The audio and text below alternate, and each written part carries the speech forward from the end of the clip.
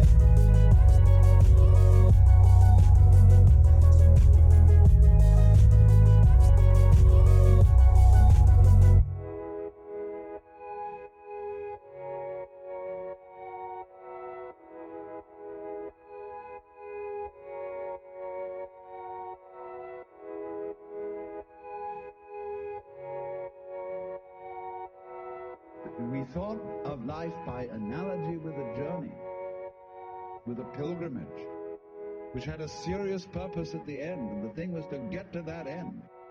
Success or whatever it is, or maybe heaven after you're dead. But we missed the point the whole way along. It was a musical thing, and you were supposed to sing or to dance while the music was being played.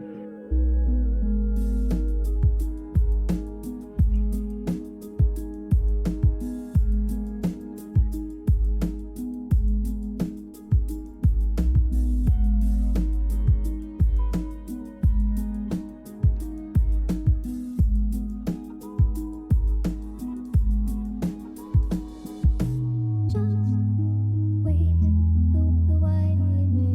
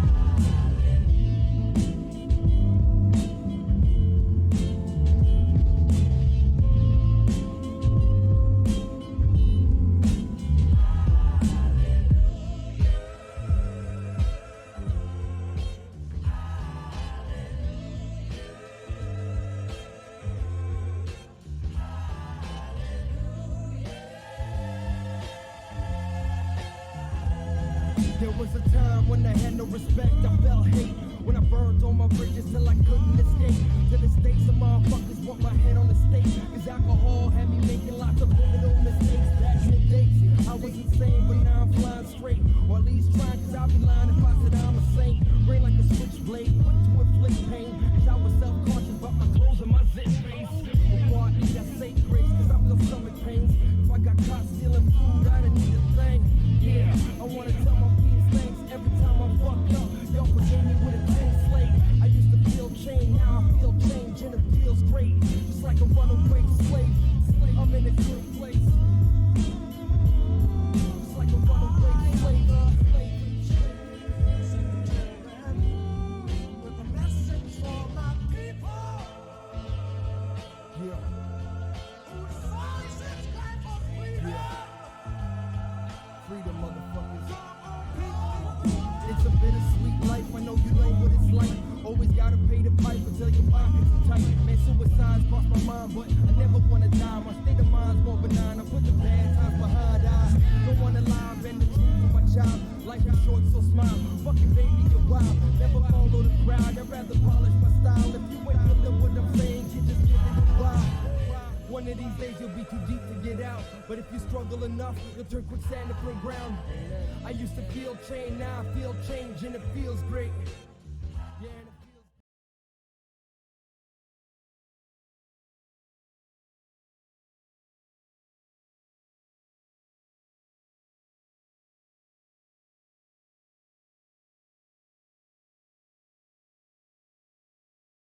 Hello, everybody. Welcome to Nebula League. This is Nora Pengu against Mikki. I cannot pronounce the whole name. And on the mic, you have me as Ultra and Whiskey. What's welcome. up? What up, folks? Nebula League. We're getting started. I can't even wait. It's a UCAS, baby. Okay, someone's way too enthusiastic for me. This is not gonna go well. Can't help it. It's that North American hype, baby. I can't wait. Fair enough. It's a middle of the day siege for me. Oh yeah, for you, it's like, what time is it for you? Is it like 12 It is to 1? No, yeah, 1:41 p.m. Lovely. Okay, that's 9 or like 8:41 for me. So, yep. So I've got plenty of caffeine. I'm still hyped and ready to go, baby. Fair enough. That's gonna be a very fun game. We start on bunk and Nora Pengu are on attack. We see here like good manners coming in from both teams, giving wishes to each other, I guess. And we're entering the ban phase. Let's analyze the bans a bit, right? So now, first ban will come in from Mikki onto the attacking operators, and it's going to be Thatcher, pretty basic, pretty default. Yeah. I mean, at this point, I don't even think that we should really analyze why Thatcher is banned. Like, his abilities just deactivate anything that's electronic or works through power. So it's as easy as that. Second ban, Osa. I mean, Osa is a very good operator for bank. I really love using it for executes on the bottom floor. Like on the server side. Have you seen any of Luminous executes? They're actually insane. I don't know how they work, but they're so fun to do because Osa is just so good. Like the shields, if you use them correctly, you have cover and you can get the plant down. And you can also have cover from behind the planter, behind the shield, to just like cover him. Yeah, you can send Osa in through servers or in through Garage and set up those crossfires. So it's a great band. Solus, of course, with that intel that you can see across the board. Anybody on their electronics, it's a standard band. I think we see across just about every map, coupled with the Fenrir. But that isn't the case this time, as they ban out the mirror. And of course, the mirror makes it tough to push in on top square, makes it tough to push in on servers. So pretty good bans, I think. Pretty standard for Bank though. Yeah, definitely. The only thing is that Sol is kind of like on this map. She's not good on every side, if you think about it, because the middle floor sides, yeah, like you can definitely deny the plant using verticality, but at the same time, it's really hard to get into a vertical position. For example, on open area, if the plant is going down in cafeteria, because there's not floor that's breakable either from above or below you. And so if you're getting the plant down and you have teammates covering you, Solis cannot really do much. But it's still a really good ban because the other sides, or like all of the other sides, have a lot of verticality, and it can make it a living hell to get the plant down. So every hard support out there, I feel you. Having to play against the Solis, this is not the case for this game. Now, we see Mikki bringing in the Castle and Frost and the Valk and the Echo. You don't really I don't really see Echo being played on a bank because it's kind of hard to get good good defenses coming in with Echo. A lot of teams are not confident enough to use him. But this time we don't only have Echo, we also have the Valk. There's a lot of cameras for the attackers to get rid of. And at the same time, we don't really see an IQ coming in from the attack, so I'm not really sure how they will be able to spot out all the gadgets and clear out, point of views for the defenders. Yeah, I think Well, my- Echo's an interesting pick for Bang because you got to kind of be, a little bit offsite to take those to take that distraction with the yokais. But it's Intel City. Valve going to be the first to fall as the body balance heads to Nora twice, as Wamai is going to get taken off the board as well. Sheesh. Dark already with the kill on the 1 minute mark. God damn, this guy is on hard support and he already got a kill onto the Y, as you said. Well, these are two operators of the map. The utility for the Valk, the utility has already been used, so it's not really that much of a deal. But having the Wamai getting taken off, that's a big deal. Wamai is really important to stay alive because his ability charges up over time, so you don't really want to waste him early on. I'm not really sure how they will have a lot of cover. I think that he only had enough time for 2 or 3 Wamai discs. That was a close nade. Very well read by Future and Zag droning. First, Atuka doesn't look the right way. He gets shot down from behind him. Future pushing up the square stairs now, going into a close gunfight with the Echo, but he didn't get the kill. So in a 2v5 now, they're kind of pinched together now, Mikki. Nora Pengu should be able to get into the side and get the plant down eventually. They're really close. All they have to do is get Zag to breach one of the 2 sides, as he did, and he's going down for the plant. Epic gets injured, and Nanam is now left in a 1v5 post-plant scenario. And he will just try to run away, but he won't make it far, as Prophet will just... Oh, not Prophet. Yeah, it is Prophet. He's going to shut him down from behind. That was not the right operator, I assume, right? On the end. It was the ace. Yeah, it backed out because the other guy was injured. Unlucky. Well, we see Prophet and Zach really doing the hard work on that round. And Future, of course, we cannot really count Future out. I'm pretty sure he's one of the 2 entries for the team. It's Future and Zeno on the entry. And Future is just quite consistent, but it depends. He can really be a beast in one game, and then all that craziness will kind of turn off for the next game. It kind of happens to all of us. But I don't know, Future seems to have that more than a lot of other people I've seen. Now, the score is 1-0 for Nora Pengu. That's a good score for having the attacking side getting the first round, especially on a side like top floor. It means that the strat might not be working as good as you might intend it to. And that's probably why they switched out the alibi the Valk for the alibi, I meant to say. It's pretty much the same strat, but a bit of less cams and more mobility, I should say.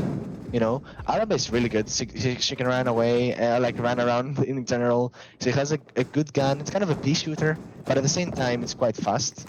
She has fallen off the charts though, with the addition of Fenrir and Solis, especially.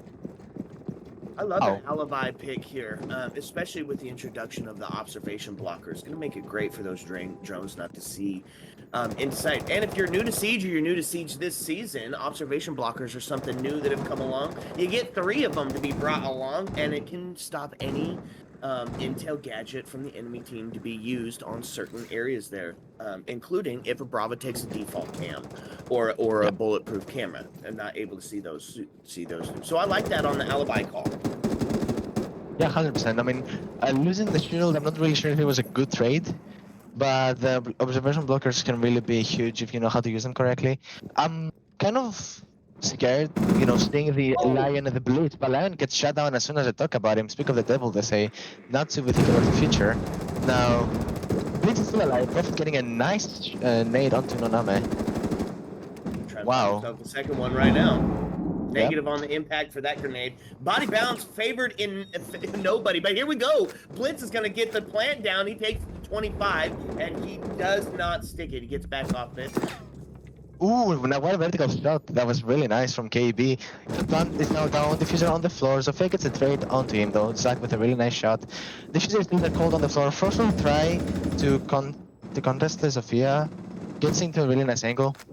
Will not be able to see him as he has run away. Now, Natsu in a close. In a really good shot, he injures Prophet.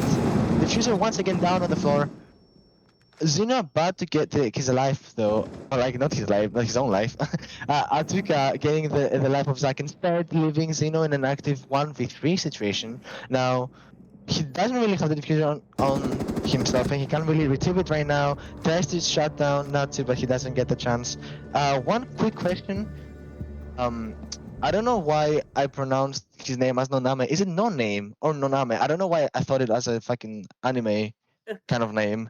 Like, I don't know what's wrong with me. Is it no-name? I don't know. I think Noname sounds better personally. Yeah, it does. Like, I'm so confused right now. Excuse my arrogance, I guess, and my oblivious state. That's a nice little split we see on the first 2 rounds. Mikki getting the second strat.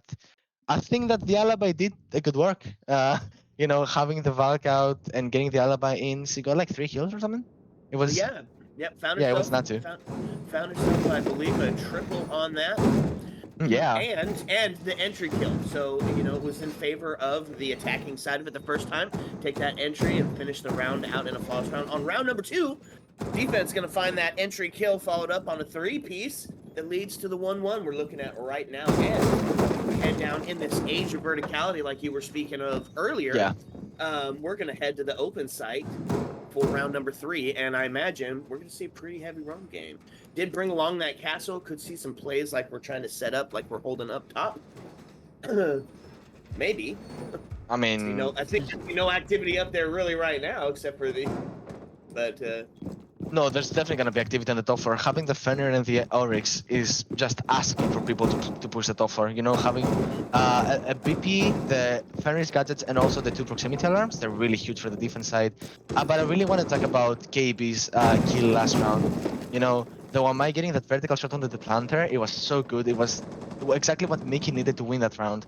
So Echo really used his ability correctly. He was not in plain sight of the attackers. So he just gave that info to the Wamai, getting the free kill.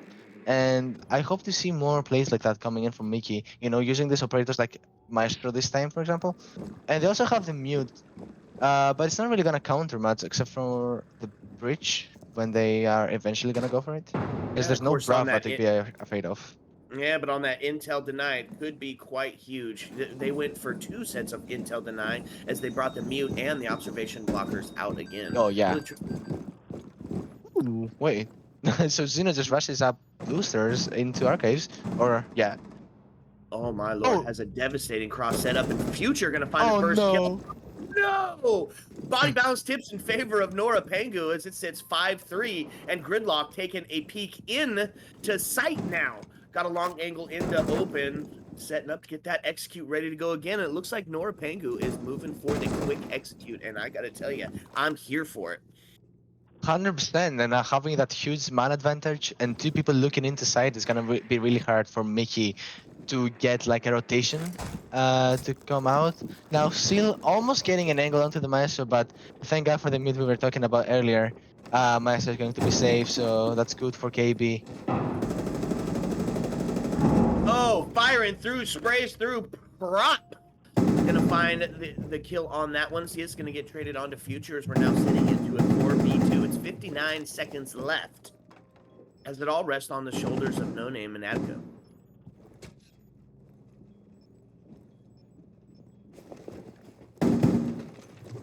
Oh, and there we go. We talked about the execute coming in. It wasn't exactly quick, but it's 43 seconds down, and Ace is going to stick it and put us into a post-plant scenario in this 4v2. both of the defenders tried to go for a little quick retake, but the back of Prophet actually is waiting there with a shot in hand. It's no name going to do the mistake of walking in. He gets a kill onto Zack first, what a nice shot, but back shuts him down while Zina gets another kill, or Zeno gets another kill on Fatuka, ending the round for the favor of Nora Pengu, or Nora Pengu, I should say. Uh, now, okay, well, I don't know. I'm pretty sure that Gridlock making her way into Archives that quick is probably what cost them, or like what made them win the round, or helped them win the round. I guess it was really good. Potentially. They had 2 early entry picks, right? And that set the body balance and numbers advantage into Nora Pengu quite heavily. And on this, I mean, it's a defensive-sided map, so to see Nora Pengu already taking kind of a lead on the attacker side of it could prove to be pretty tough if Mikki isn't set up on their attacking side. Yeah, it's kind of frightening, honestly. You don't really expect them to win so many rounds. That was Nora Pengu's pick. Okay. So the thing is, right, if we're talking about a defensive-sided map, you're looking at a standard split potentially on the half. You're looking at 3-3 if it's evened up. You're looking at a 4-2, you know, if it's standard defensive half. Nora Pengu's already took there too. that could just prove pretty devastating if they're able to find themselves another one. Satisfied with 2, going to be ecstatic with 3. Let's analyze their play a bit now. They have the Echo again, which is exactly what I was hoping to see coming in from Mikki. If they manage to use him as efficiently as they did on the second round, it's going to prove out to be really good. You know, with Goyo also being there, if they have the Goyo gadgets in the right place, it's going to be devastating for Nora Pengu. But they can also try to clear them out in their own ways. Having the Thermite, they're gonna go for a server take by the looks of it. There's no one playing in server. That's kind of concerning, to say the least. You can see the Goyo being there on the bottom of the stairs, but he gets shut down from Future right away. It wasn't the Goyo, it was the Echo instead, so that's both of the cams useless, and they will only be able to give info instead of acting upon the info. Now Future with a really nice angle, he's gonna push in for the kill, and he injures that Goyo. Yeah, like Atuka just falls down to his death once again. Why did they overpick so much? Zack going in for the bridge now on the right side of server, while KP goes for the revive, and he's almost shut down himself. Let's see, no name holding a pencil angle. Okay, that's an old thing. You don't really see that a lot nowadays. Will he get the kill onto the Dokebi of Future though? Or Yana, maybe, perhaps, you never know. He will get a shot that sounded like he got hit, but it didn't find its place. Future giveaway his location as well. Yeah. Now they know somebody's sitting on that punch hole, and it's going to be especially devastating. Goyle with the pro strats though here on basement, those could be huge, especially with the echo off the board for this. Oh my gosh, he doesn't. Oh. You too. Oh my Lord! Swing! Oh, he gets head down in the end. Boy, that's tough. That's tough to see the Jaeger fall. And here we go again as we put ourselves into a 5v1. Dokubi gonna find a third as that DMR rings out and snaps the head off of the other player, putting us into a post plant 4v1. It's all resting on the shoulders of No Name. He's got the long angle in the server, but it's not gonna quite be enough as the vault overcomes and Seal takes the last shot with the 417. Sheesh. Boy, we've been post plant every single round so far. Has it been every single round? No, I guess was the second one they didn't take up top that it didn't get.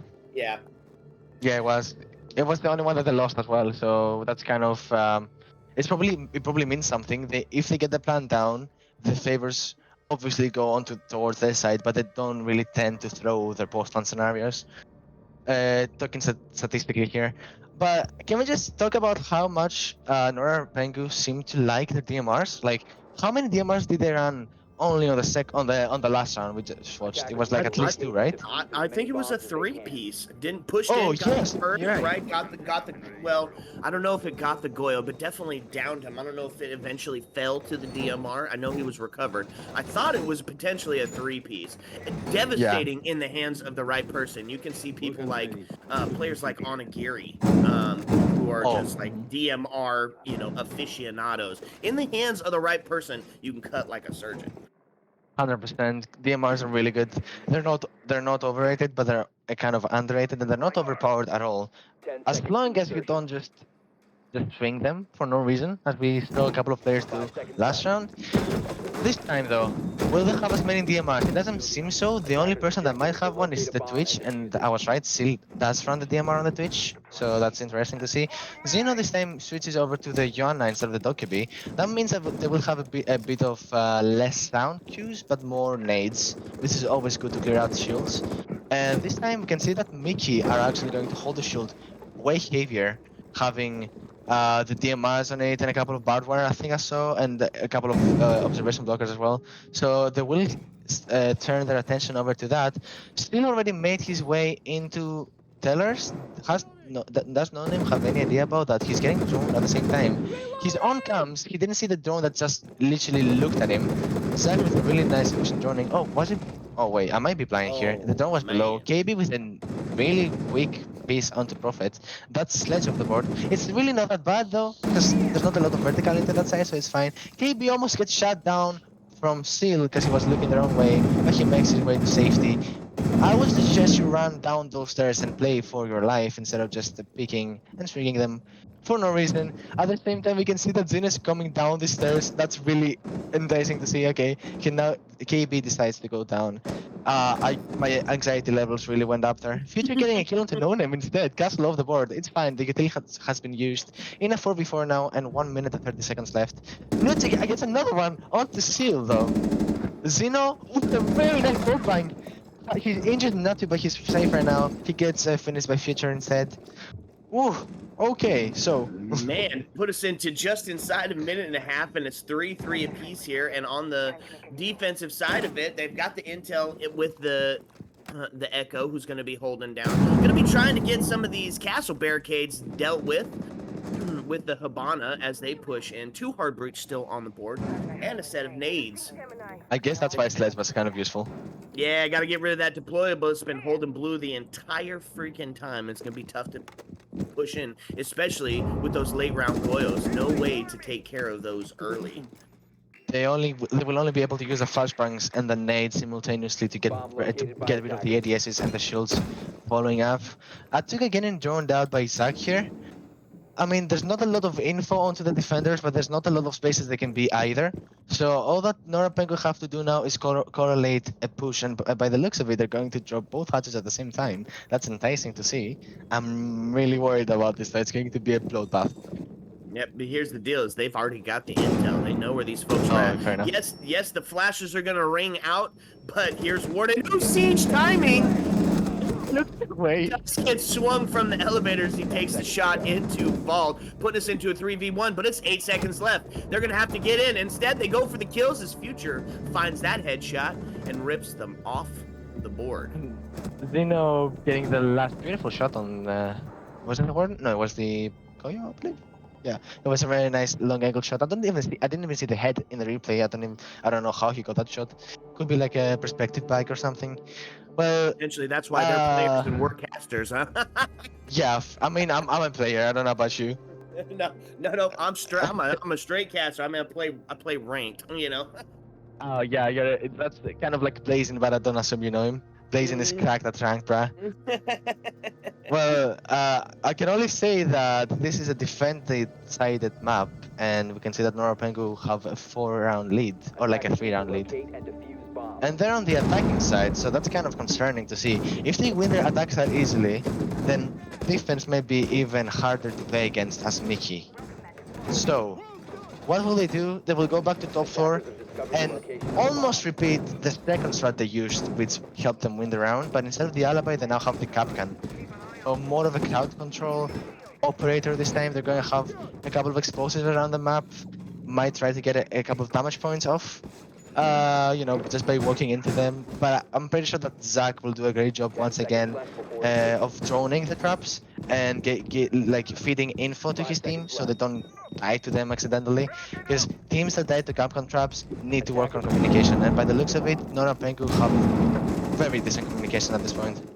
Yeah, I think that's what seems to be going on. Nobody's pushing with the buddy system. They're trusting themselves to win the 1v1 gunfights. And that, unfortunately, is just not the case at this moment. And they are walking in and losing these fights. We're going to see our first contest here as Future's looking in to open area. Got to try to take this contest with whoever's sitting there on the wall. I think it's KB. Oh no, it's the Frost. It's a Tuka, right? Yeah. Oh, yep. It is the Frost. Oh, that's a tough pick and a great one for the defenses. They take Hibana off the board quite early. That's a very nice pick, actually. It's the emergency breacher, as I would like to call it. Just in case Zach dies, they will have Prophet open the wall instead. Or have they managed to open the Kanto walls, or did he die way too early for that? I'm pretty sure he died too early for that. Oh, and here we Yeah, are fair back enough. onto the punch holes on the wall. It's a nice little setup. Can't tell which one the heck he's at. Got to look for that shadow. By the time you see it, it's too late. Get shot in the face. It's body balance in favor of Mikki, 5-3, just inside of 2 minutes. Let's hope that the Nora Pengu will use their drones correctly this time. This round is still like very beatable. As long as they will be able to give communication, and by the looks of it, Zach gets a very random kill onto No Name, and still another beautiful shot onto the chair. Now Zeno follows up with another one onto KB. This round turned from the unbeatable to the most winnable round ever. Zach turns around, getting a sable onto Natsu, leaving Atuka in a 1v3 situation. How did this even happen? Will Atuka be able to get one kill before he dies? Let's see right here in a gunfight with Sil, but he loses it really quickly. Sil with the peeking advantage here. He was the one to move first, so he was the one to see more of Sil first, or Atuka, I should say. Well played to Nora Pengu. Like they just turned the unbeatable upside down. So this is It's a tough insane. spot if you find yourself down 4 rounds as we head into round 7. Mikki trying to string something together to start a bit of a comeback on this defensive side of the map. And as we head to the back end of this map, we're going to see what the defense is bringing out on Nora's side. I wonder if it's going to be every bit as aggressive as it's been on the attacker side of it. We gotta give them the efficiency onto the time to, I guess, take ratio, because like the time that it take in order to push the side or get into position is so significantly less than what you would expect. I mean, yeah, we are definitely playing in an era where we need to be quick, because we know that the more time we use, the less time we have to make and execute, and therefore now T4 is full of gunners that try to be quick. But the way that Nora Pengu played is not just they don't really focus on getting the kills, but instead they focus on playing close to each other and being there for the trade, which is exactly what a good team should be doing. And by the looks of it, their time efficiency is really good. So having the defense come around this time, we can see that they have a lot of mobile operators. They are very quick. I don't think there's a single one-speed operator on the defensive side. Yeah, so they have a lot of info. Having the bulletproof cams, the Mosey and the Valkyrie. That's a lot of visual info and audio info. And having Zach onto the Goyo will prevent the attackers of just running in and going for the plan, because there's gonna be fire burning them simultaneously. So how will Mikki try to clear and win this round? Will they go for their own clear, or will they push the side right away? Because they do have the chance to do that through dirt, but by the looks of it, they're going to their own clear the top floor, which is something that I would hope to see happen, and it's exactly what's happening. Well, it's interesting that they didn't bring a Hibana along as well. Generally, on a basement push, we're going to see 2 hard breachers, one to open up wall into sight and one to open up those hatches that can be so devastating. First kill goes out onto Future as body balance tips in favor of Mikki. Here sitting 5-4. And what's interesting, I think, about not bringing the Hibana is even in the name, Nora Pengu himself says that you have to get hatches open. If you put yourself in a scenario where you're just going to be walking downstairs or through doorways, then you're setting yourself up for a gunfight to lose. Peeker's advantage is not going to be in your favor. So to only have the Selma charges on the board, no can openers to speak.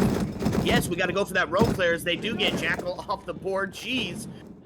But you're still going to be walking down a kill box. 1 minute 30 left, and body balance is 4-3 in favor of Nora. What a shot from Zach. He didn't really know about Jera at first, but he managed to know last second, profit another kill onto KB, turning the man count once again from being down for 5 versus 3, I believe. They made it a 3 versus 2. It means that they stopped dying to the attackers and started acting upon their fallen teammates' death instead. Now we can see that Prophet and Zack are both in very dangerous and not that recoverable positions, but you also have still Insight waiting for the fights to come down to him versus the two attackers. But will they even go down to that? Because I'm pretty sure that Prophet has gone unnoticed up to this point. No one knows about his position, and they don't seem to be droning, which limits their ability to know even further. Now, Zack gets spotted out, and he's really, really, really low. Prophet gets another kill on the no name. I'm telling you, that position was goated. Nutu in a 1 versus 3. He can't really do much. He's just holding angles. With 25 seconds left, you really need to push the defenders or die. Like, you can't really do much here. Now, pushes further. Zack gets the final kill and the 4th of his killing streak on this round. Was it 4? I'm pretty sure it was 4, right? Man, I say. Oh no, it was a 3. Yeah, get some barbecue sauce for that 3-piece. He brought out the sniper shotty. Boy, I love seeing that thing brought up to play, and he was just mobile as hell with it. As we put ourselves on a match point, it's a tough climb back for Mikki, but it would be a hell of a heroic story if they're able to pull this off. Nora, looking for one to put it away, and to do so, we're not heading up top. We're headed to open area. I want to mention the fact that Nora Pengu have been very flexible up to this point. Especially, like, you need to consider the fact that Zack is on hard support, but at the same time, he managed to play a more of a roam role on the defense that worked twice as good as it did for him on hard support on attack, which means that he knows what he's doing, and the whole team knows what they're doing, and they can play on every single role as efficiently as they would in their own role in coach, because you don't really play multiple roles in one game, but at the same time you might have to when it comes to defensive strats, and it's working really well for them. Now we see them go to open area, as you mentioned. That's the second time we see open area this game, and first time didn't really work well for Mikki, so I'm hoping to see, I don't know, I want to see a win on no open area, but I know that if we see a win on open area, the match is gonna be over with the Brazil style, you know. Yeah, that lad am don't roam clear, just push in and get it. I like it. But here's the deal, man. You know, this is, oh, I love it. Here we go. Is Amaru going to be trying to clear out this roam clear early? Going to wait for the signals, though. When Mikki brought that first floor site, they didn't have very much roam set up, and the attacking team was able to push in early into sight and play through the rotates and get the entry kills, the double that eventually led to their downfall. I don't know that Nora is going to throw bodies. I feel like they're probably going to play this on a buddy system and played for the trade-out game like we were talking about earlier. Future going to be the first to take a bunch of damage. She's reduced to less than half, but able to WASD her way out of there, preserve her life, and get ready to take this fight. Oh, you can see everyone pushing in from square because Natu is about to rappel into Printer, if I'm not mistaken. But Zeno in a gunfight now with both the Dokkaebi and the Ash. Natu did actually try to get into Printer, but he gets shot down from Future Shotty onto Ella. That thing is impeccable. Now KP getting a couple of random shots to the wall. He dealt a bit of damage onto Zeno, who's getting aggressive on both sides of square, but he cannot really find a kill.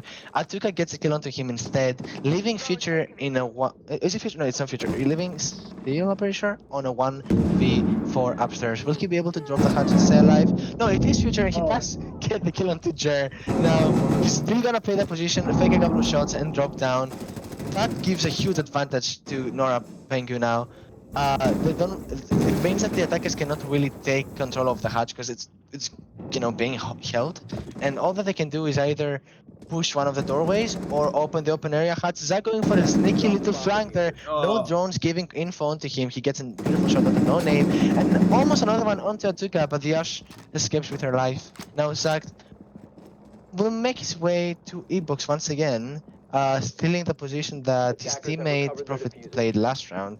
Atuka doesn't really know where he is, but he's going to clear out every spot. He finds the feed, but he doesn't find the finisher. He almost gets a lucky wallbang as well. That was really close. Now, in a 2v4, 35 seconds left. They need to act, and they need to act quick if they want to win, or a chance to turn the score around. I mean, yeah, that's a good idea, Zach. He takes the long way around and makes it safely back into side. I love how Nora Pengu are holding the stairways with shotties of close range and everything like that. Now, not a lot of time left. Mikki are going to drop the hatch, making it into seven. They're being held by every single point they can think of. Zach getting the kill onto KB. I took on a 1v3, but there's only 2 seconds left. Will he get a kill? He gets a lucky spray onto Zach. God damn! That's the worst way to die. Holy Yeah. fuck. That's unlucky. Wow. GG's as Nora just runs through Bank. You said this was their map pick, right? I'm pretty sure it was, yeah, and they win it Brazil style, so that's fun to see. Yep. In the age of TDM in the comp scene, Nora Yeah. runs away with this one on Bank. And the next one, for the next map, we're going to be headed it to Chalet? Oregon. Oh, it's Oregon, yeah. Is Chalet the decider or something? I believe so, yeah. Good. Okay, that's an interesting map. I'm kind of like at first I was really bored of Oregon because it was everywhere. It's like the most difficult map, but Oh, yeah. because of that, people have stopped choosing it as much. So now it has fallen off the I don't know, frequency charts. So people will start playing Oregon more, I assume, with the addition of Fenrir as well. So that's gonna be fun to see. I mean, I haven't seen people play on Oregon in a long time now, as a caster especially. So I don't know. You know, these times, I'm pretty sure that Nora Pengu start on defense. No, yeah, they do start on defense this time. Yeah, I remember correctly. So will they play that aggressive mobile kind of game style again? What do you think? Well, here's the deal, right? At least in NA, we see Oregon played almost every single play day because it's a map that every single person has a strat for, right? Whether you're a competition, Yeah. whether you're ranked, whether you're a casual player and you're playing in your pub stack. If you've played a round of Siege, you've played it on Oregon at some point. 100%. And so I think being defensive sided slightly, it's almost close to a 50-50, but I think being defensive sided, mostly as all Siege maps are mostly defensive sided, if it is Nora that's going to be sitting, I think they're going to be feeling pretty confident going into map number 2 here. Yeah, I would also say the same, to be honest. And especially, Oregon is not as it's not like the biggest of maps, but it's quite wide when it comes to rotations. And there's a lot of ways to make it rotate, either through a wall or a doorway or even stairs. There's like 3 stairs on this map. So having Nora Pengu play on defense, I'm assuming they're gonna have a lot of traps so that people will not be able to rush up the stairs. But at the same time, they're going to have players holding the stairwells and the push points. Like for example, on bottom floor, they're definitely gonna have a blue hold because what team doesn't have a blue hold? There's no way a team plays this map and this game in general and doesn't hold blue, especially if they're playing a team like Mikki, who seem to be going by the default attacking takes, which might not be working exactly as they want them to, but at least they're trying to do something that's right, quote unquote, and they're not like doing things out of pure boredom. No. Yeah, well, here's the thing: is this is a game of adaptability, right? And so here's where we need to see if they're able to combat the incredibly aggro sense, because Nora was aggro on both the defense and the attacking side of it. So they're going to be trying to get those quick entries. They're going to be trying to get themselves into a 5v2 that they can bunker back down into sight on. When we see Oregon played in the NA, we can go sometimes 8 or 9 rounds without seeing any basement or top floor site, right? It is transitioned to all first floor sites in NA, and it just increasing that age of verticality that we were talking about. I'm curious to see if that's going to be the same transition here. Yeah, I mean, I don't think that European teams really go for the middle floor. Most of the time they actually try to avoid it, but there are some teams that try to make the middle for primary to their defenses, and they work really hard on to making that work. So yeah, I mean, it all depends on what team you're casting, right? And right now we see Nora Pengu, which I assume will not go for middle four, but that's just based on my what I was about to say accusations. I meant Your assumptions. no, yeah, not that I'm searching for a different word, but assumptions will do for now. So I guess, yeah, is it going to be conventional siege on Oregon, or is it going to be contemporary siege? Are we going to see that LatAm style that's becoming so prevalent in the comp scene, or are we going to see a nod to tradition and a couple of basement and top floor sites? Either way, I'm really excited. What kind of bands you thinking to come out? Yeah, probably Solace. I'm gonna call it right away. Mm-hmm. I'm in fear of Solace on this map because the middle floors. I mean, not exactly, but kitchen is very important, and it's in both middle floor sites.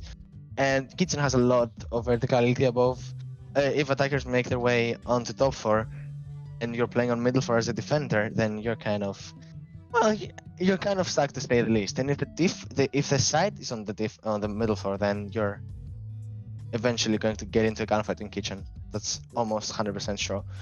So, yeah, Polish is going to be one of the bans. I'm assuming they're going to do something like a Jackal ban, because Jackal really worked well for Mikki the last game. Mm-hmm. And Oregon is a roam-heavy map, in my opinion. It kind of depends on the team once again, but I'm pretty sure they're gonna do a bit of roaming here and there. I'd be interested to see a. I imagine, if I were to guess, I'd say Thatcher. Obviously, because he's almost a perma-ban in most game styles. And I would like to see the Solus and the Fenrir ban if I was going to try to really attack that defensive side. Fen is going to make it tough to push in. When you open up that main breach on basement, when you're trying to push into top mez for your top sites, any of the first floor sites, a Fenrir would just make it almost impossible to get into and just force that vertical play. But I'd like to see a Thatcher, a Flores to take out that extension utility, and a Solus and a Fenrir ban if I were to play my ideal round. Yeah, Siege. that's beautiful, actually. I do agree with you, but I'm not sure if I want to see a Fenrir ban, purely because I don't really tend to ban Fenrir, and I'm kind of used to playing against him. So I want to see whether the teams take the risk of allowing Fenrir to be in the game, because it's if you try to push blue and there's like 2 Fenrir gadgets on you, then you're kind of screwed, by all means. But Fenrir can also be bypassed with a lot of operators, like Flores or Brava or nades. Like simple nades can do the trick and get rid of the Fenrir gadgets. So I would like to see the teams take the risk instead of banning him and getting rid of him. They can ban something like a Mira instead, because Mira can be used everywhere in every map. Like there's no map that Mira is bad on. Yep, that's the truth. she's one of my perma bans just about on every single map is the Mira. The thing I think when we might see a Fenrir ban is a lot of teams don't know how to exactly put them into their strats yet, and if you're playing against him, it can obviously prove devastating. You're right, there's a ton of counters to the Fenrir, but maybe not enough time, and he is incredibly OP, right? And maybe not enough time in to really combat just yet. So I guess we'll see. What's up? Jag följde trapporna igår. And the map started, the second map started. Let's see if all the speculation will come to fruition, I guess. If it's going to be the way we assumed it's going to be, or if they're going to pull out a couple of different bans. Because we didn't talk about the Lion ban or Blitz ban, because they can all be used as equally as good. So Nora Pengu with the first ban, as they're on the defensive side. They're taking of Dokkaebi. That's interesting. Here's the deal: is it still speaks to that roam clear that you were speaking about that was so effective in the Jekyll, and they don't want to deal with that devastating DMR. But the thing is that Nora Pengu were the ones to use the DMR the most, the ones that had a success on the DMR. You're right, actually. So it doesn't make sense. That was a self-target ban. Yeah, and Mikki followed up with a Flores ban. Oh, they're having the same questions. Fair enough. Yeah, like I would assume so. Now we see the Flores ban the same way we talked about, the fairy gadgets and any other kind of gadget. Flores can just take care of them, and especially the shields. If there's a shield on blue, for example, or on elbow, Flores are going to be the best kind of target or opponent to the shield. And both the Mira and Solis bans that we speculated that are kind of default at this point have also been banned. The two bans have been successfully guessed, I guess, by both of us. So that's good. Now we see that Nora Pengu are choosing to go their own side. Like they have a lot of mobile operators once again. They have the Ella and the Oryx that are like the first two people you look at, just because of pure speed. And I mean the gun power is really good because both of their guns are really fast. Except that I have a feeling that Zach is going to use the shotty instead, and the shotty is crazy. It's Shoddy is crazy. great. We saw it last game on E-Box or like janitor on top floor. Yeah, didn't he find himself a double with that thing? It was definitely a one kill. It was definitely one. I don't know about the second. Maybe I think he got another one later on. Yeah. So top floor, as I said, it was gonna be. Yeah, we don't really tend to play middle floor on Europe. As you said, like NA teams really like middle floor. We hate it. We despise it with like our whole heart. So it makes sense for it not be banned or like not be banned or like not be picked first. Now, where is Prophet going to use his cameras? That's my biggest concern, and I want to see whether he definitely is going to use one on white, as we can see, or no?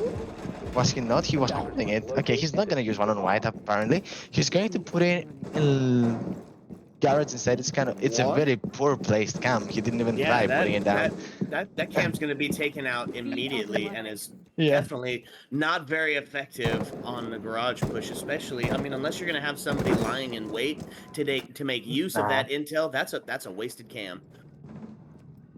Oh, Natsu is already on bottom floor. He's going to come up the freezer stairs by the looks of it. Oh! It kills Nora, he does! Look at him dump the board right away, and Jake follows up with the kill on the steal. That's both the Azami and the Oryx off the board. I mean, Azami, what can we even say about Azami? Azami is great, and Azami has the same case as Wamai, so her ability charges up over time. Okay, so Nora Pengu got 2 kills while I was speaking. That's still... Oh, no, not still. That's KB, that's the back, and the gridlock of Jer off the board. Back, he's as efficient as Azami is, and the earlier you die on back or Azami, the more useful you are, basically, in the round.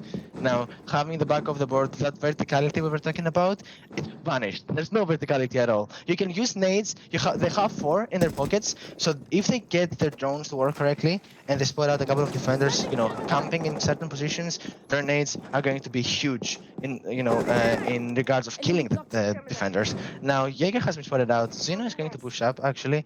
That's going to be a close fight between Zeno and Atuka. They're both holding the angle. Zeno gets a nice pre-fire onto Atuka, who tried to go for the knife fake. No, and he later runs out onto No Name, but he doesn't get the kill. Now, Zach is holding the pistol out. That's not a sight you really see that often, except if it's like spoiled or something. But he's holding a very beautiful angle onto the CC door, so that you will see if someone goes for a nade from below. That's a very nice angle, and I'm really excited to see. I love the scoreboard, by the way. Everyone that is alive up to this point has a kill of their own. But make that 2 for Zeno, because he just got the second of the round, and he gets the third as well. What a beautiful pre-fire. That was purely based on sound at the end. No Name gets shut down with a very nice pre-fire, as I said. Well, Zeno popping off, going crazy, getting a 3K with Jaeger. I mean, Jaeger, what can I say about Jaeger, man? Amazing operator. I love Jaeger. The kick on the gun is kind of weird, but I love him. Can be, but if you can get that down, especially with the introduction of all of the muzzles getting all of their buffs just recently. Oh yeah, makes that carbine just a little bit more easy to handle. Defense do find themselves the first one. I love seeing the Architect, the Azami, come out to play. I especially love seeing her shotgun play. But that double right off the board looked like it was going to put some favor towards Mikki, but they weren't able to capitalize on that. And now we're going to head down to the basement for some bunker wars. We talked about Phantom coming out. Fenrir going to make an appearance. Which bunker wars. Yep, gonna make it difficult to be pushing in. Doesn't matter where the heck you're headed. If you're new to Siege or you're new to this season, Fenrir, he's got 5 gadgets, injects you with a hallucinatory purple wallop. Takes away your vision from all over sight. He can activate 3 at a time. Once they're active, they can be shot down. Before they're active, they're bulletproof. Well, really quick off the board, you also saw the Thatcher, right? Don't think of Thatcher as useless on this map, on this side. He can go above bunkers, or like above elbow, Thatcher on the roof of elbow, and that way he's going to disable every single ADS or one might disc that there is there, and he will allow his teammates that use nades to get rid of the shield. But by the looks of it, there's no nades on the side of Mikki, so what's the plan and why is Thatcher on the board? But most importantly, why are there 4 people on top floor? I mean, that's definitely an efficient drone clear, but there should never be that many people on top floor and not droning or cleaning or like actually finding players instead. Now, they did find 2 people in a meeting, talking about the Warden and the OMI, and Oryx also makes a quick run out, but what a beautiful shot from Atuka onto Zach. That's a very nice pre-fire there. Kind of pre-fire one-tap shot. At the same time, Seal has also been spotted out, but he made it back to site. And now Xeno playing in a very kill or die position now. It's basically a suicide here. Will he be able to get a couple of kills before he falls with them? I like the Thatcher being brought out because not only can it do those ADSs, but they can push in and take care of some of those Fenrir gadgets when they're making their last minute execute if he's still on the board. I think it's a good pick. Especially if they weren't able to spot out every player not known if they have the Cade around to block off those hatches. Oh my Future reads it out perfectly. He just pushes up the stairs. Again, just because of sound, he manages to just get a kill onto the Jackal of Atuka. Yeah, Thatcher is definitely not useless. I'm just concerned that there's no nades to accompany Thatcher. You usually see nades with that. It's like a package. Back looks the other way while Xeno pushes up the door and gets a freebie onto Natu. Where are you looking, KB? Xeno another one onto KB, as I just said. That makes it 5 kills in just 2 rounds and still counting. Because he's still alive, running, healthily. He might just get another freebie. Oh, Prophet with a beautiful angle below the barricade angle. Getting a kill onto Jer, leaving No Name in a 1v4 already. I mean, okay, it's not that early, but there's still 45 seconds left, which is enough to make an execute. But without teammates, what kind of an execute can you make? Now, will he look the right way, or will he get shot down from behind? He knows about the Jaeger, he knows about the Wamai. He will almost get the injured onto Future of the Oryx, but he doesn't in the end. Now, he's getting spotted out, and he's definitely getting pinged by every single member of Nora Pengu. He's getting pinched into the corner. Ooh, he gets injured onto Xeno. Okay, that's a good start. But there's not a lot of time left to get that kill. Xeno manages to fall down the hatch. Will he get away with his life, or will he get... No, he will not get cleared off. Future gets the final kill onto No Name. Making that a perfect score for Xeno. It's basically an infinite KD because he's 5 kills and 0 deaths. So, I mean, you cannot divide by 0. So that makes it infinite, That's the way I think about it. Hey, that's some siege math for you right here. Can't divide by 0. Let's go. So Nora Pengu now up 2-0. Early demonstration that they're gonna force Oregon to be a defensive sided map.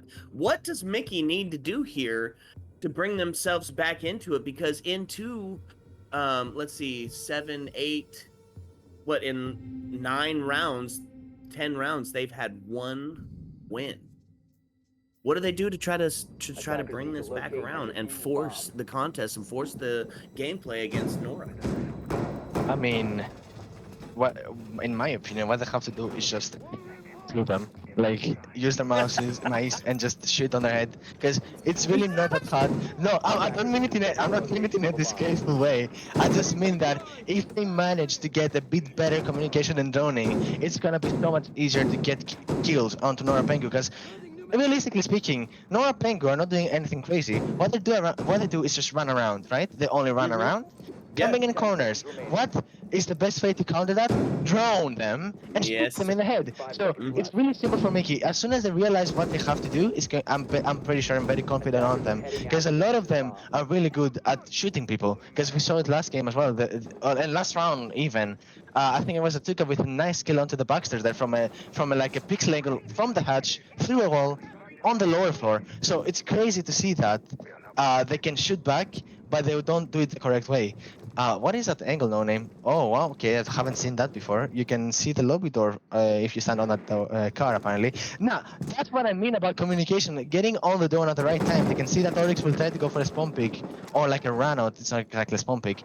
He does fail, though, sadly. He does a couple of damage onto Natsu, but he doesn't do enough to injure him in the slightest. Now, Oh, got him that time. yeah, my ears don't deceive me, right? That was a one tap for sure. That sounded like a one tapper to me. Yep. It was a beautiful shot from Natsu, like well played. That's exactly what I'm talking about. Communication and droning. Will they be able to keep it up? Oh! What a beautiful shot once again. Like this guy can shoot back. Zac is dead. That's the castle of the board and the Oryx of the board, making their way up to on the top floor now. There's two people contesting the top floor. Let's say in a hypothetical scenario they kill both of them, the round is over. They have complete control of the top floor and the verticality, not with the threat onto future before Xeno gets the kill onto KB. Is he gonna get the ace? Please tell me he's gonna get the ace. That's the most crucial scenario right now. Everyone should stop and drone before they do an execute. It doesn't look like that because Mikki are they're very excited to get around. They really are hungry, and you cannot take it away from them. Now they're holding angles. They are trying to cover the Thatcher, but they have no idea where the Echo is. Still, he's gonna go onto the mating hatch. Will he be able? Oh, he gets spotted out or heard. No name and still having a gunfight, leaving both of them in one. Well, like not one, but like very low HP. Natu gets injured instead. Is he gonna die, making that a 3k in advance? Yeah, okay, so he gets a 4k, but he doesn't manage to get the ace. Still now gets the finisher onto him. He does not have enough health to drop the hatch and survive. He goes for a little pick, but Jerry is faster on the trigger. Just popping his head in like half. Oh wow, that was a very nice shot. I cannot lie. Yeah, no kidding. So you said it. Don't feed them kills. Win your early 1v1s. Kill them and win. And that's exactly what they do, is they took round number 3. Like, what are they doing? They run around. So you drone them. They drone the Oryx, and they got a one-tap on him. Literally a one-tap. It didn't even have to shoot more than one bullet. It's as easy as that. Now, they turn the favor. I mean, the favor is still towards Nora Pengu, but instead of having a 100% win rate, they now have a 50% win rate. So, what's gonna happen here? Nora Pengu are gonna go on top 4 again. Last time they went on top 4, they had a lot of presence on that sour side of the map. There were like 2 or 3 people running around in that area and trading each other until Xeno was in like a 1v2 situation and he got both of the kills. So now, are they going to repeat that sour side kind of take, or are they going to roam on the rest of the map? Because one thing is certain, and that is that Mikki will not push the sour side, because if they do, they're setting themselves up for failure. Because repeating the same thing that made you fail is going to make you fail even harder. Now, they don't really spot the drones. Prophet is kind of oblivious to them right now. There's 2 drones in that split splash meeting area that will be a big problem for Nora Pengu if they don't get spotted. No name staying on the drones, doing exactly what I wanted him to do, giving info to his team. Now, he spots out the Thorn and the... Who else was it? I'm pretty sure it was the Wamai that were roaming on the meeting floor. Yep. So now they're going for the tower take, but Xeno gets an early kill onto KB. How does that even happen? Where did he die from? Oh, don't tell me that was that small tower window? That's a huge kill. That's a huge kill. That's a huge tilt. Taking the Maverick off the board's gonna stop in that back push from Attic, unless they're gonna try to rotate the hard breach around. Here's what I love about bringing that Thorn play out, because she has now got, after the latest patch and rework, she has now got a 1.5 added into onto her arsenal. Plus, she comes with that deployable shield, which Smoke lost, and so many teams utilize. So I think we're gonna see the Thorn pick rate on that balance get shifted more to the playing side of it. Yeah, I love to see the Thorn come out as well, because She has an amazing gun. It's kind of slow, but it's really nice to if you manage to get a hold of it. It's really satisfying to use it, and I love using it. But I'm kind of I don't know. I haven't gotten really used to it yet. So sometimes my recoil might be a little junky. I still get the kills because I'm better. But you know, Wamai in a gunfight with Atuka. Wamai does like a couple of damage points onto Atuka, but he's still going to play that position and contest it. No Name has perfect info on him, but he finally spotted the drone out. Pushing it away into Master now. No Name getting the bridge onto games. That's huge for them. Will they be able to go for an exit anytime soon? Still will try to hold a couple of different pixel angles, but he's completely oblivious to the guy playing in closet. So No Name gets an early pick on him, but gets informed by Future from below. Very good communication coming in from Nora Pengu here. Warden making his way up the white stairs now. A bit safer, you can say. He won't give his life away, but Warren might. He gets away with the kill last second, but Prophet almost killed himself there. That's a Tuka off the board, and making it 2 nades down. Or yeah, it's 2 nades down. So there's no verticality that Mikki can use now. It's only based on either pushing a couple of windows or doorways. But that doesn't check the bottom white stairs, giving Future a second kill of the round, leaving Jer in 1v4. It seems impossible, and to be honest, it kind of is impossible. You can't really win that with 20 seconds left. And by the minute, or by the second, everyone is starting to pinching him from behind and the front side. With a flank, and that's exactly what I mean. The recoil is kind of funky. He dies to Jer, but Zach gets an immediate refrag using an impact on the floor. Well played to both teams, but Nora Pengu were just a bit better on the trades. They were there when they had to. Yep, they're activating the buddy system. They're not going to go try and take those fights 1v1, as that proved to be their downfall in round number 4. Or in round number, in round number 4. So it was a great play by the defense as they put themselves up now 3-1. They're looking to try to set themselves up in another 4-2 or 5-1 scenario. And this is a best of 3, correct? That's it. If Nora takes this, it's over. We don't get to see it. And as a caster, I want to see all 3, right? We want to see this war of attrition. 100%. You want to see the full derby, you know? So, do you know about Five Nights at Freddy's, the game? Oh yeah. Okay, lovely. So, you know that the first game, the reason that it was so popular and so good, it's because it was the only game that had the fear factor of the unknown. Right? So that's what Mikki should implement in their game, the fear of the unknown. Because they didn't check every single spawn pick, and they lost their Maverick in the literally 10 seconds in the round. So they really need to start implementing that. Checking everything, having fear. Because fear, not in a big amount, is what might space where you can think in front of yourself and not do things without thinking about them. Because Maverick pushing there and losing his life to a spawn pick from small tower, it was a huge win for Nora Pengu.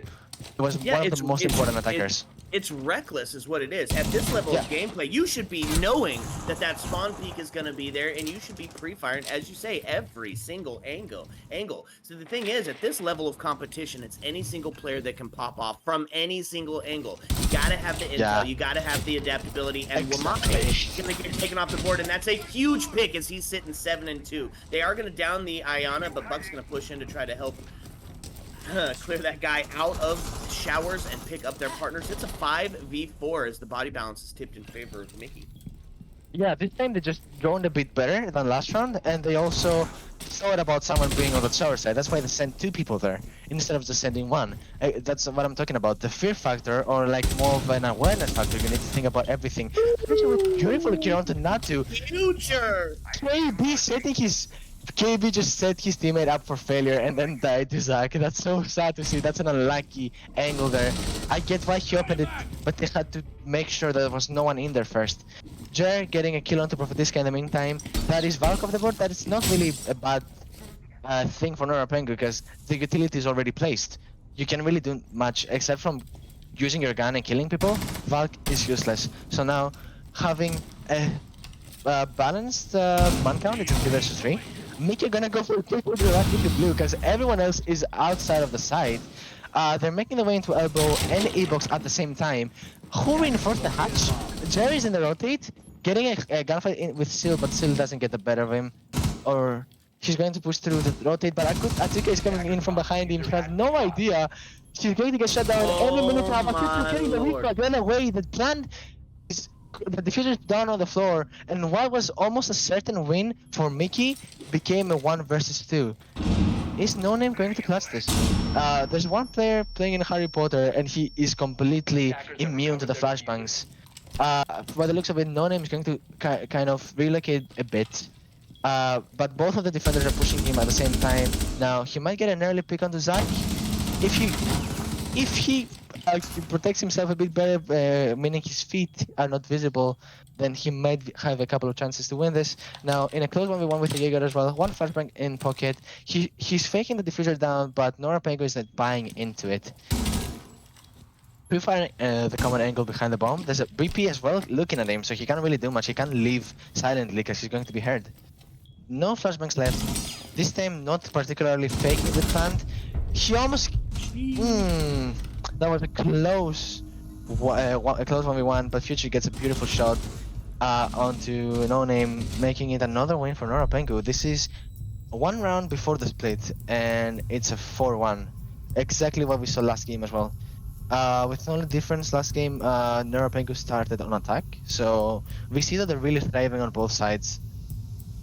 Yeah, it's incredibly aggressive, both on the attacking side of it and the defensive side of it. You know, they're forcing the gunfights. They're making you take those 1v1s, and then Mikki's just losing those 1v1s. You know, it's unfortunate. You have to push in with 2 at the same time, especially when you're not winning your 1v1s, when Aim Lab hasn't paid off or Kovacs hasn't paid off for you, and you need to adapt. Right, we need to adapt, and we need to start sending in more people. Once you figure out where that push is coming, or where that defense is held up at, you got to drone in, you got to get the intel, and you got to take those shots with the crossfire, or set somebody up for the refrag, or you're just going to be punished time and time again. They're able to take the shots and then take the scenic route around to go get the homie who's still holding that same angle on the 1v1. So it's just, intel is just proved to be disastrous for Mikki, and they need to start pulling it together now. And in accordance with that 1v1 that Mikki is losing, now Nora Pengu brings out the Cav. And in these situations could be just absolutely devastating, and taking us to the end of the half quite early. He's making a whole plan downstairs, like the rotates and everything. So he's not gonna get stuck there by the looks of it. It has a lot of ways out. But what I wanted to talk about was KB on last round. Opening that wall was disastrous just because I don't think they got the communication around. Therefore, Yana wasn't looking at the hole. She wasn't gunfight ready, and that's why she lost her life. So what they need to do is like make sure they call what they're planning to do instead of just obnoxiously doing it without letting anyone know and leading each other to death. Because at this point, they're not even dying to the enemies; they're dying to their own teammates' mistakes. Guamai has been spotted out in the pit of Attic, not with a sneaky little Maverick holder. There's not really much happening. They're gonna, by the looks of it, Mikki are going for a tougher clear, a full roam clear, in other words. Atuka has been shot. I'm not really sure from where from, but that's more than half of his HP gone. That puts him in a disadvantageous gunfight position. He will try to push into a dorms, eventually. Back actually pushed in already through the breach onto games. Now, running on the floor, using. Is he going to use a shotty? Oh, Tuka gets a very nice shot onto Prophet. Making defenders are making a couple of holes above them, just in case they spot someone out. Not with another one onto Seal, but Future gets a very quick refrag onto the Jackal of Atuka. Oh, we are getting 3 injuries. Oh my God, she took 2 injuries, but she wasn't quick enough to finish them. Not to getting the refrag onto Zeno, but that's a lot of HP gone, off the board now. Future still has 1 impact on his pocket, and you know what that means? It means Pokemon. If he uses that impact as a Pokemon catcher, that's a very nice way to turn the man count around. I do love that. They says, I choose you. Man, Cav almost on a huge 3-piece. I was saying push the solo players. She went up and almost took all 3 of them. Body bounce in favor of Mikki for the first time, I think, this map, as they sit now 4-2. Second time. Yeah, second time, yeah. But you can see that they're planning for a split push. Future has read the kitchen house though. Although Back is making a lot of noise on that stage side of the map, Future is still waiting for the kitchen drop. There's one pushing in from lobby and two on the attic side. So what's gonna happen here? The defenders are gonna get pinched, but Zach gets a really quick kill onto KB. Now Maverick drop, he's completely oblivious to Future from the back. Future gets the refrag onto the Wamai, making it a 2v2. Zach on a prone position, but he has been spotted out now. Future gets a kill in the meantime, leaving No Name in a 1v1. There's only 10 seconds left and there's audio info onto No Name. Is Future gonna get the memo that the No Name is planting? He doesn't know exactly where he's planting, but he finds the kill at the very last second. He didn't even manage to get like 1 full second after the plant, and he loses his life right away. Wow, Future went insane. He's questioning the live ping, or the soft ping went out saying, hey, he's planning right here. The pre-fire went through the bench, giving away his location so that Thermite was able to get off the plant. He's saying, what was that, bud? I mean, that was Fisher just played like a god there. That's exactly what I mean. He wasn't as consistent on the first map, but on the second map he's going insane. That was a 4K just the last round. I don't know who was on the comms there, but I'm not gonna blame him because what he did, he gave out the ping just to accompany the call out that was probably like right side split. You know, like an audio call right side split. So he gave a ping to indicate what kind of split he was talking about, what kind of side of the split he was talking about. Therefore, I mean, I don't know, maybe Future didn't get the memo. He might have thought that he made exactly on ping, but he didn't. It was all based on communication, but you know, Future still got the best of him. Making the 5-1 split once again. From what I can tell, this has been exactly the same as it was last game. Oh no, not exactly the same, because last game Mikki won the second round, and this map Mikki won the third round. So that was the only slight difference between the two maps. Nora Pengu on the defense side now. They're on attack, leaving Mikki on defense. What's gonna happen here? Mikki last time weren't as aggressive as Nora Pengu, and I'm pretty sure that's why they managed to get pinched a lot, because they weren't expanding as much as they should have. Now, we kind of see that same playstyle as well, because you know, you see the Kate and the Echo, they're both very slow, not mobile players that are gonna stay inside. But what is happening here? Nora Pengu are planning for the blue take. Yeah, this is gonna be a quick plant. You bring the Finka on the board for the juice, you got the Bliss to hold behind the shield, get that intel, push blue, Lion to get that intel on where they're at, and the two entry fraggers, the top gunners. We're looking at a quick execute. Here goes Blitz as he's pushing in onto the Echo. Echo's getting taken down. They're now into sight. Is this now put into a 5v4? Lion gets taken off the board. And we're going to see ourselves as the execute's going to start to go down. But they get fined too, as it's evened up across the board. 3-3 now, No Name finding himself another, putting us into a 2v2. This is quick, baby. It's all in the first minute of gameplay. Holy shit. Yeah, I mean, already in a 2v2, as you said, Atuka and Mikki having the HP disadvantage, you know, playing against the Finka, she can constantly heal. Goyo's gonna take that gunfight, but he's not going to fully commit on it, leaving Finka with about 20 HP less than she was before. Nothing going for a quick little reinforcement. They're very aggressive, but Zeno is even more aggressive than that, getting an easy shutdown, and still finishes the round off by killing Atuka at the end of the hole. Holy, that was a very, I mean, it's not something that you don't see, but at the same time you don't tend to see it because teams are afraid to pull this off. Nora Pengu are not afraid. Normally you would see a quick execute on a top floor site, right? We get a ying on that window with Finka, push next to that bookcase and get a quick plant down as the gridlocks ring out. But they opted for the basement push. It didn't go the way that they thought it would, I imagine, but they did secure the round as they put us on match point. Mikki just falling very far behind, can't stitch 2 rounds together to bring themselves back into this. Is it gonna be another Brazil win though? If it's gonna be second Brazil in the same best of 3, it's going to be insane. And like, it's 2 maps in a row, you know, losing to Brazil style is gonna be sad. You know, Brazil is what I call like 7-1, by the way. I'm pretty sure that's a meme, like a well-known meme. Yep. Yeah. So, I mean, I'm not like, you know, a lot of people that play in T4 are gunners and they don't understand that KD is not what matters exactly.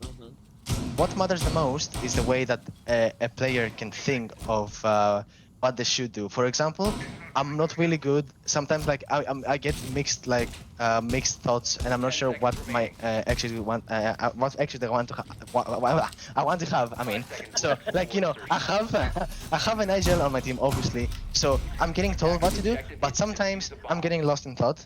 I'm trying to execute something on my own, and it fails. And by the looks of it, KB, he's getting told what to do, but he doesn't follow the exact pathing that he's getting told. Sometimes he does a couple of solo plays, and you can spot that for every single player of Mikki and for Nora. But Nora are a bit more communicative, I guess, because they talk more with each other, and you can see that just by the way they play. Now Mikki decided to take a completely different route, and they go completely bunkers and crazy and aggressive, but not to get shut down from Xeno, leaving Mikki in a fight before 40 seconds have passed in the round. Zach is rappelling on the double window. Is it gonna be another fast take? Having the king on the board is really scary. And Neko getting naded from below, leaving him in one HP technically. If Jer dies, any kind of info that they have, of info that can be that can act as a planned detergent as well, is going to get off the board. Another nade coming on from below. Leaving no name this time on 1 HP, so the HP advantage is significant right now. There's only 2 players that can take gunfights confidently. Atsuka going for a sneaky little flank here onto the Hibana, not Hibana, onto the Ashe. I mean, Future is completely oblivious and he dies to that. That makes the score a 4v4 right now. Okay, I mean, I wasn't expecting that. I was expecting Nora to just go in and kill everyone. Ooh, another flank. Huge pick, and that's the last 2 nades off the board as well as we put ourselves into a 3v3. She just got a patchwork a noise reduction as well. So Nook on that latest rework, as now her noise suppression's gone. Ying Candela's gonna start ringing out as we're gonna start to get ourselves ready for an execute. Oh no! It's the play from down below. Then, my lord, here we go. Pushing in, they got the Echo. Xena finds himself a triple kill, and we're now into a 3v2, but they're going to stop that plant from going down. Ying can try it again as Echo gets the kill on Diana. Sheesh, and there we go. Is now find ourselves into a post plant, and it's over. That's it, baby. Sheesh. Brazil fell second time in a row. I don't know, man. I'm kind of disappointed at the fact that we didn't get a lot of victory rounds from the side of Mikki. But I mean, it is what it is at the end of the day, At the end of the day, I should say. It was a very fun game. A lot of aggression coming in from Nora Pengu. They don't really. I guess they like playing by meta standpoints. I don't know. They like going aggressive and they like fragging out. It's not a unique playstyle, but it can definitely be unique when they use a couple of rushes, like what we just saw. Blitz, Lion, or Ying and Nook. They're both quite heavy duos that you fear to play against. Well, that was the game for today.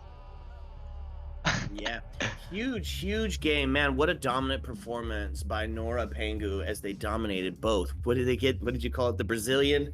You got the Brazilian. Yeah. The Brazilian wax job here in the Nebula League as Nora takes 2-0 on Pengu. It was aggro versus contemporary, and aggro Siege went out. Yeah. The TDM meta went out on that one. We love the TDM meta. That's true. The run and gun, the yeet and skeet. So yeah, that has been Ultra and your name. Oh, sorry, Whiskey Glitter. Check me out on Twitter. Check me out in all the other leagues that I'm in. We'll be back with more Nebula League later on. Thanks for tuning in and thanks for watching. Have fun, boys.